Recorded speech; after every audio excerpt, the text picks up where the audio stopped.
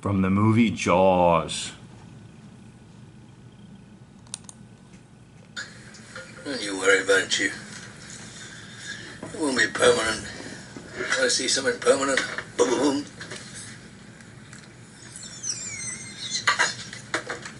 Hey, look. You want to feel something permanent? Just put your hand underneath my cap. Just get a little lump. Knock on Nolan, St. Patty's Day, Boston. I got that beat. I got that beat.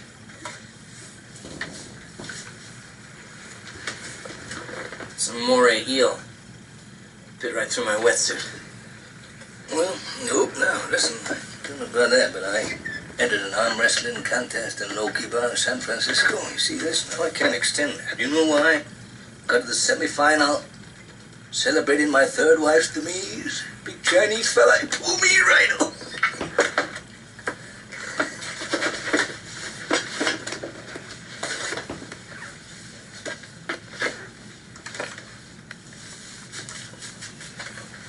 Look at that. It's a bull shark. Scraped me when I was taking samples. I got something for you. That's the thresher. You see that, Chief? Thresher's tail. Thresher? It's a shark. You want a drink? Drink to your leg? I'll drink to your leg. Okay, so we drink our legs.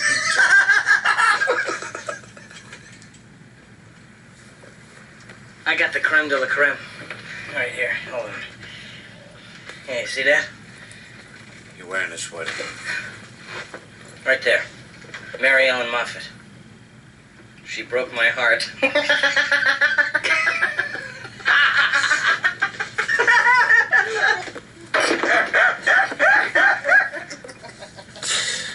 What's that one?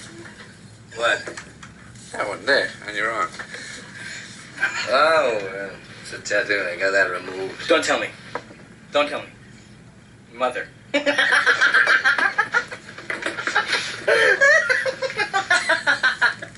What is it?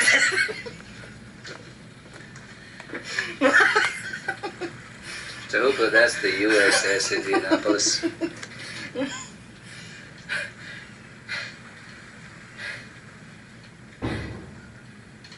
You run the Indianapolis? What happened?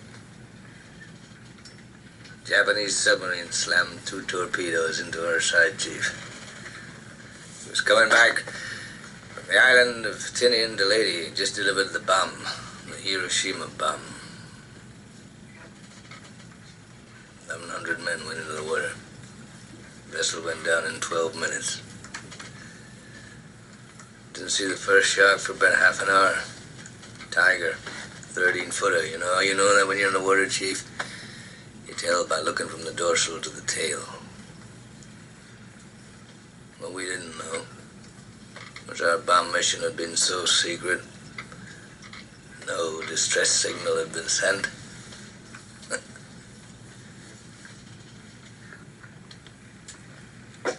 They didn't even list us overdue for a week. Very first light, Chief. Sharks come cruising. So we formed ourselves into tight groups.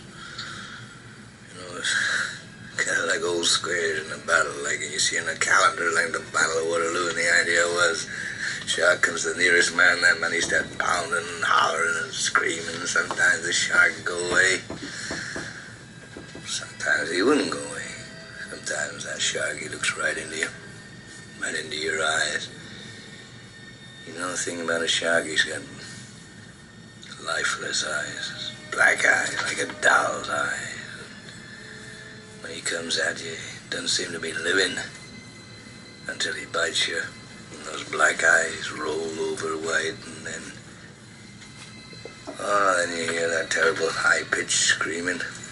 The ocean turns red. In spite of all the pounding and the hollering, they all come in, they rip you to pieces.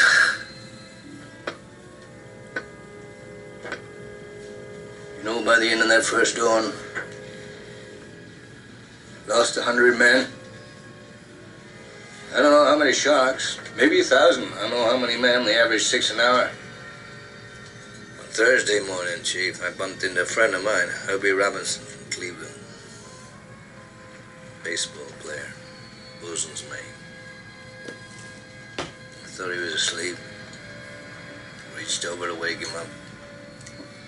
Bobbed up and down in the water. It was like a kind of top. Upended. Well, he'd been bitten in half below the waist. Noon the 5th day, Mr. Hooper, Lockheed Ventura. So he swung in low and he saw us. He was a young pilot, a lot younger than Mr. Hooper anyway. He saw us and he come in low, and 3 hours later a big fat PBY comes down and started to pick us up. You know, that was the time I was most frightened, waiting for my turn. I'll never put on a life jacket again. So 1,100 men went in the war. 316 men come out. The Sharks took the rest June the 29th, 1945. Anyway, we delivered the bomb.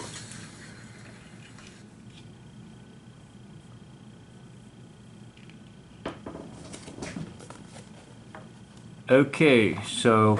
You ever wondered what actors and actresses do when they have to get in shape really fast for a movie? Because I can promise you, it's... I apologize for the commercial there. So we're going to put this up.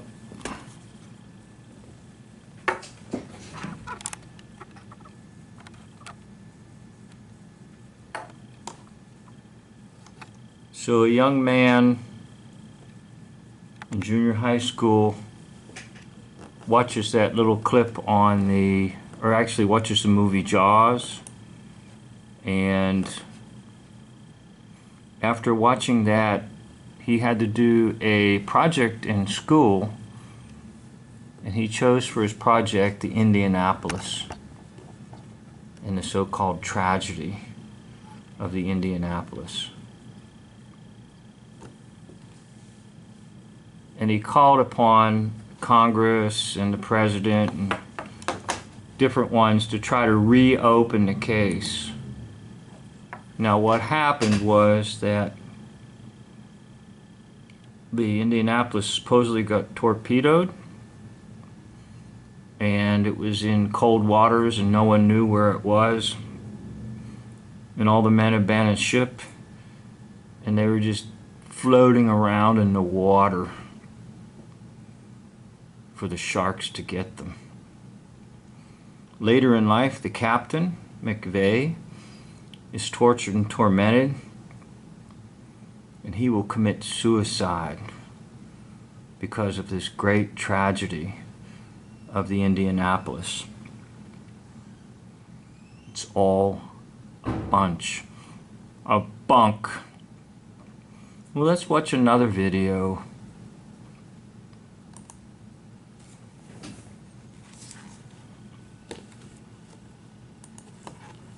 There have been some devastating maritime disasters in the history of mankind, and perhaps few as bad as the one we will talk about today. In terms of loss of life, the worst ever was that of the German ship, the MV Wilhelm Gustloff, which was sunk by torpedoes in 1945.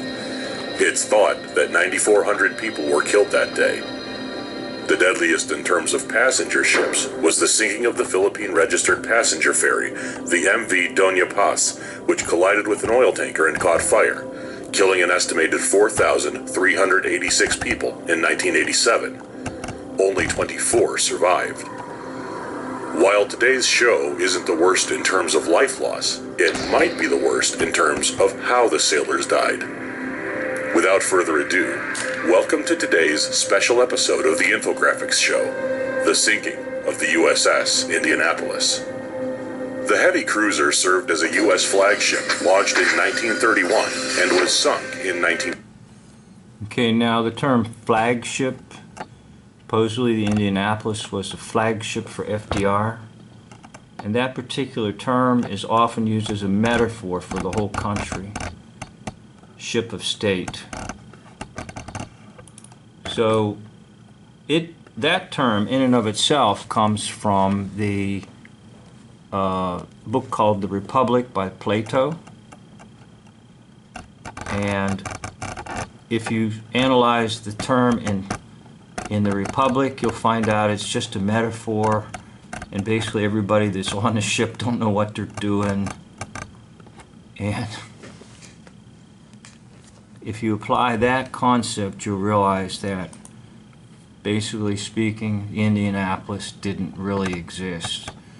Now, it may have existed as a physical structure, but all these so-called missions and all these so-called events that happen are just media atrocities. In other words, they're created on paper and on film, but not in, quote, reality. So I should give credit here to the infographic show. That's who we're listening to. And I'm sure he wholeheartedly believes all this.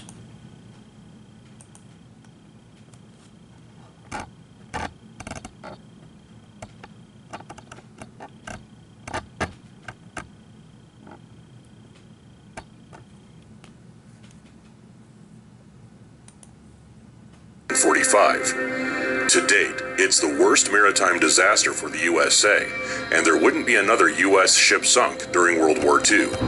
It had served well in numerous battles, until its fateful day. No doubt. That day was 30th of July, and the time was 15 minutes past midnight. At that moment in time, she was hit on her starboard side by a duo of Type 95 torpedoes, one after the other. These were the creation of the Imperial Japanese Navy. After the Type 93, it is now viewed as likely the most destructive torpedo of the war and the fastest the Japanese had. It had a 9,000 meter range, 9,800 yards, at 49 to 51 knots, 91 to 94 kilometers an hour. This was very much superior to anything the USA had in its arsenal at the time. In other words, getting hit by one of these was the very last thing a Navy wanted.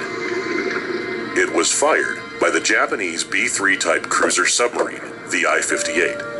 After causing considerable damage to two destroyers, her greatest triumph is what we are discussing today. She only retired on September 2nd, when the Japanese surrendered.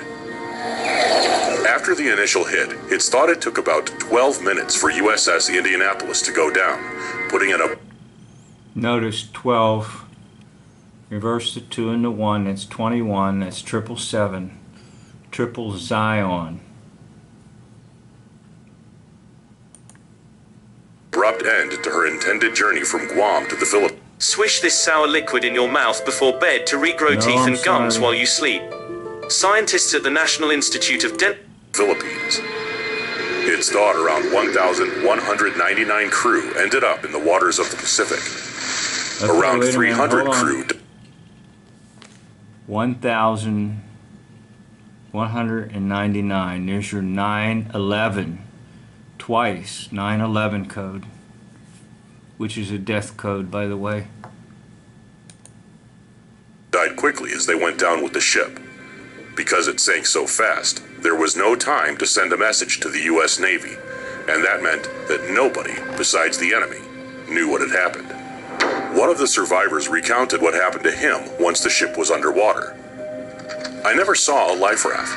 I finally heard some moans and groans. That's right, because he's just in his house fantasizing a story. Nothing happened. Nothing. As Dave J. said over and over, nobody died, nobody got hurt. And yelling, and swam over and got with a group of 30 men, and that's where I stayed. Now watch how the number 3 just keeps popping up over and over again. Another survivor, Captain Charles B. McVeigh, explained what happened on impact. Okay, and he supposedly is the one later that will kill himself because he can't take the torture and torment of what happened to the ship and to his men and being blamed for being careless. Now the boy that did this research, or the actor, let's say, for this book here, Left for Dead,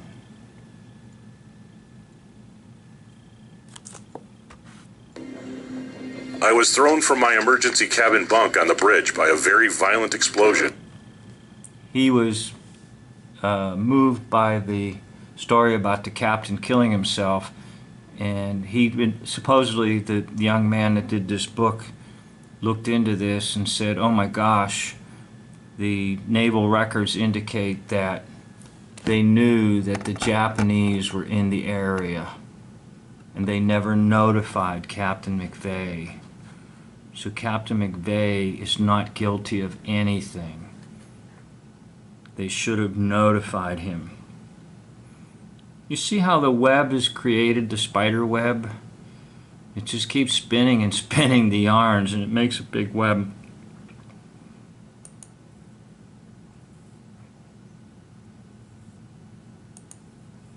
Followed shortly thereafter by another explosion.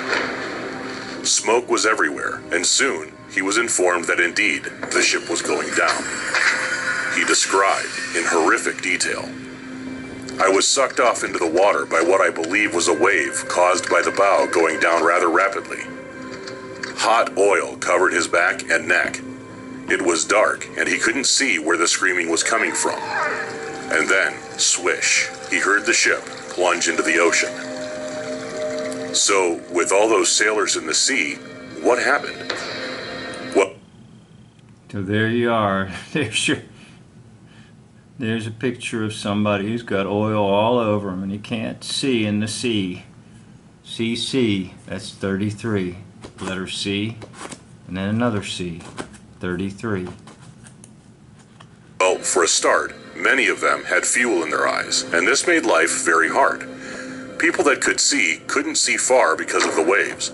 But fortunately, survivors later told the press that for the most part, the ocean was quite calm. They just stayed afloat in their life jackets, waiting, hoping for rescue to arrive. And then, things took a turn for the worst. So you've got one lie. Now let's bring another lie into the story. Guess who's lurking in the waters to eat them up? Those in the water were hungry, and worse, dying from dehydration. The lucky ones found snacks in the flotsam. Others died. So they found snacks? I thought that was dehydration. They should have said found water. No, they found snacks. What'd they find? Some crackers and cheese? Use your head. Especially those that were already injured. But imagine floating in the middle of the Pacific, waiting to die. This feeling of despair didn't sit well with some crew, and according to survivors, some men just took their own life. Hours, days passed, and still no rescue. This sent some of those clinging onto life to literally go mad. Delirious men. Ah, the scream. The scream of insanity. I did a video on that one time on one of my channels, The Scream. You know that famous painting, The Scream. Struggled in the water, some hallucinating, hearing voices. Others swam away and then came back to the group, saying the ship hadn't gone down at all. They'd just been back and stuffed their faces with food. They weren't even thirsty anymore. This was psychosis. And that's what you get when you believe their stories. You get a psychosis. Of course, psychosis. They said this as they were on the verge of dying. Others actually drank salt water, speeding up the dying process. But a worse fate was in store for even those still strong. Sharks came, and they came far and wide for one of the Pacific's biggest feeding frenzies. So you can see how this now ties into the movie Jaws, because we have to convince people that sharks lurk in the water when you go swimming, and every now and then there's a shark alert, as you might get eaten by a shark while you're swimming somewhere. That's what they do, the controllers. They always want to instill fear in you. Fear of anything and everything. That you can't even go swimming in the ocean without having Jaws in your mind. One of of the survivors told the British press about this. "We were sunk at midnight. I saw a shark the first morning after daylight. They were big. Some of them, I swear, were 15 feet long. The water being so calm wasn't a help." Yeah, they're just dangling in the water, and the sharks are just sort of licking their chops. Can't wait to go over and chop off a leg. Some men were so freaked out by the sharks underneath that, in the words of one survivor, they just slipped out of their life jackets and just decided they didn't want to face it any longer. A survivor said the good news for the men not injured was that the sharks had plenty of dead men to eat. "Thank goodness, there were lots of dead people floating in the area," he said. He also said even if you were alive, the sharks would check you out by bumping into you. He was bumped 3 or 4 times, he said, but it seemed he was not going to be on the menu. On average, during dinner time for the sharks, he said that they'd finish off 3 or 4 new guys a night. Dinner time. I'm sure they rang a bell and told the sharks it's time for dinner. The guys are floating in the water, thousands of them, bobbing up and down, shark bait, right? The story is so huge that people believe it. According to reports, there were hundreds of these sharks feeding or thinking about feeding on the men. They would attack in the morning and then just cruise around all day, sometimes after leaving some men injured but not dead. At night, the feeding started again. Like lightning, one would come straight up and take a sailor and take him straight down, said a survivor. The water turned red, and from far and wide, more sharks heard about this feast of humans and joined the hundred. Yeah, the water turned red. I can imagine that, bobbing up and down in the ocean. And now I see red water because there's blood everywhere. Of other sharks. To date, it's said this is easily the worst case of shark attacks in human history. But according to one book on the matter, In Harm's Way, some men refused to die, and in moments of levity, they would place bets on who would die next and who would survive. Yeah, that sounds like a real good thing to bet on, right? That's a lot of fun. Why don't you try that the next time you're in the intensive care unit in a hospital? Why don't you see if you can get a little bet game going? It's who's going to die next. Maybe you can include the nurses and doctors too. It's insane what they're telling you. Others shouted to the heavens, making promises with God that they would be good forever on if he allowed them to survive the ordeal.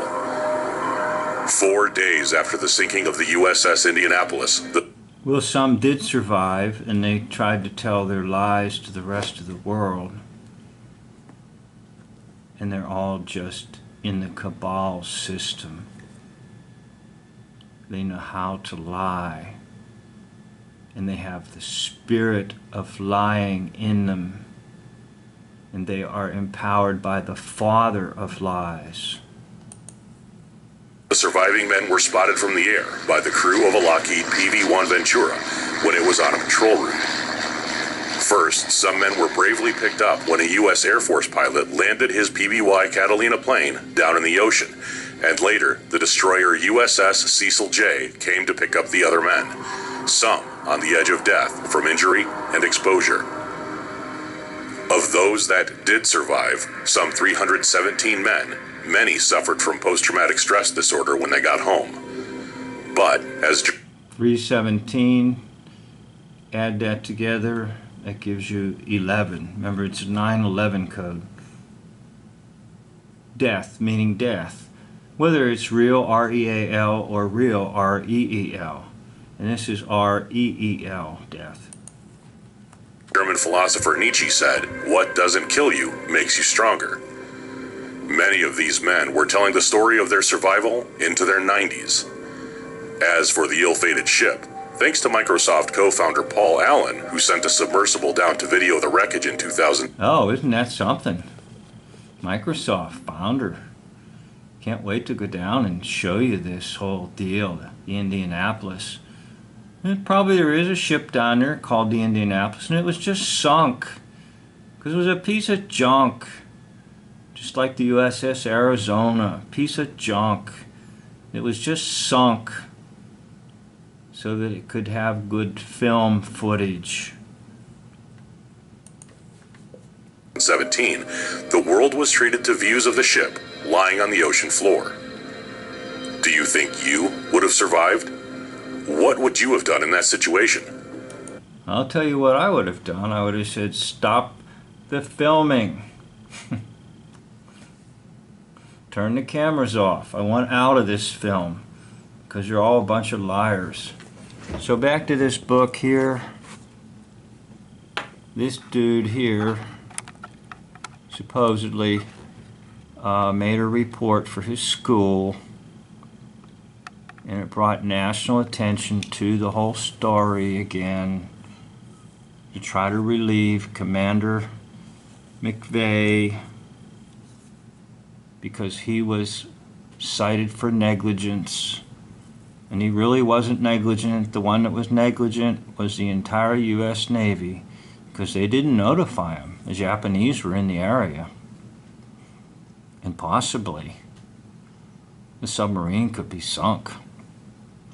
Now, the Indianapolis was famous supposedly for helping to deliver either parts for the atomic bomb or the atomic bomb itself in the Pacific Islands, in the island of Tiananmen. However, there was no atomic bomb either. The atomic bomb is a hoax too. And I'll save all that for another video. But no one was left for dead. In fact, the words of Dave J. are immortal. No one died and no one got hurt. And the episode of the USS Indianapolis. There's the one who's the way, the truth, and the life, Jesus. And there's the mind of Christ that will help you. And there's the Holy Spirit, the Spirit of truth. Because you need the Spirit of truth. Because the father of lies rules this world. Thank you for watching. End of video.